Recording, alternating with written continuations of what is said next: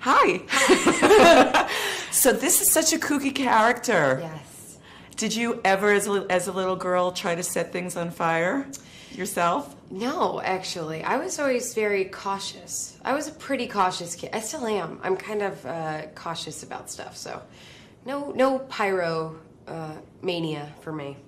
So tell any of those scenes when you do put the fire in the trash can, any of those scenes go a little wacky? No, not really. I mean, it's always so, set up because they need to keep everything safe. So it wasn't ever, too scary. And what about the scene where you sort of clock Jeff Daniels? Talk about that one. Oh, yeah, with the book.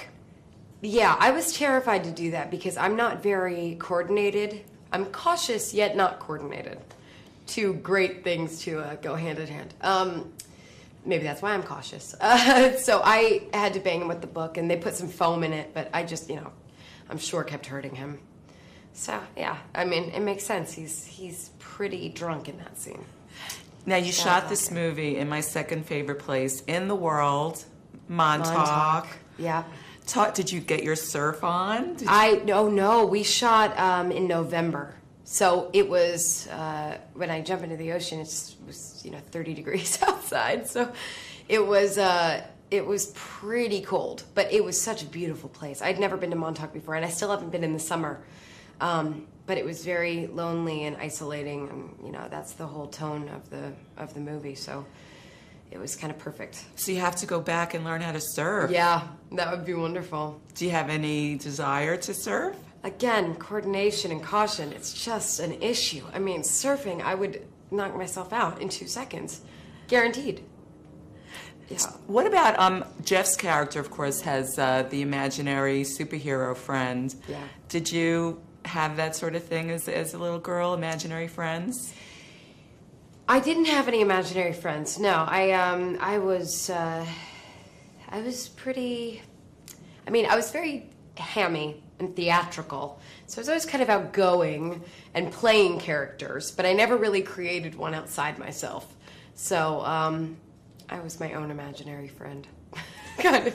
In many ways, you were cloning yourself. Exactly. And Hunter Parrish is your love interest, and too cute. Are you a Weeds fan? I've seen a couple episodes of Weeds, but I mean, not enough to, call myself a Weeds head. I mean, what would you call it, a pothead? I like Weeds head. You like that, weed head? A Weeds head? Yeah, all right, that makes sense, right? The pot. Oh, God. So what was it like working with him? He's so great. Hunter's like the sweetest guy in the world. He's a sweetheart. Yeah. Now I want to ask you. There was a thing on Wikipedia, which is fun. That it said that you put together a PowerPoint presentation. Yes. Can you tell me that story? Yeah. God, it's so funny. I put together a PowerPoint when I was 14 to move to LA. That was all. It had worked out well for me because a couple of years before I tried to convince my parents to homeschool me, and I did like the really old school boards. And so a couple of years later, when PowerPoint came around, I just made a PowerPoint. Yeah, it's easy. It's easy to do. You just drag clip art and music. What was the gist of it? Just please let me move to LA to be an actress. Yeah, that was it. And you had a special song?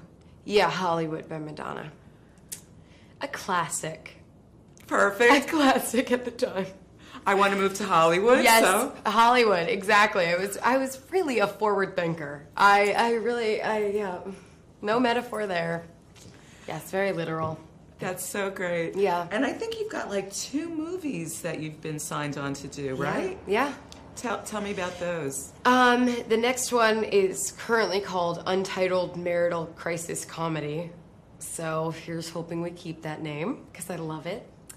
And that's with Steve Carell and Ryan Gosling. And what's your role in that? I play Ryan Gosling's love interest.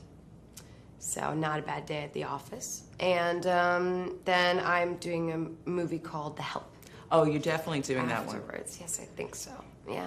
And what's that one about? What are you doing in that one? That I play a writer who is in Jackson, Mississippi in 1962. Just graduated from Ole Miss, and she writes a book about the maids in town that are working for her friends and herself.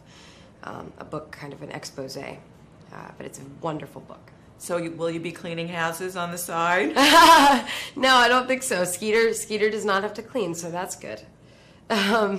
Yes, she's like me in that sense. She doesn't really know what she's doing when it comes to that. So.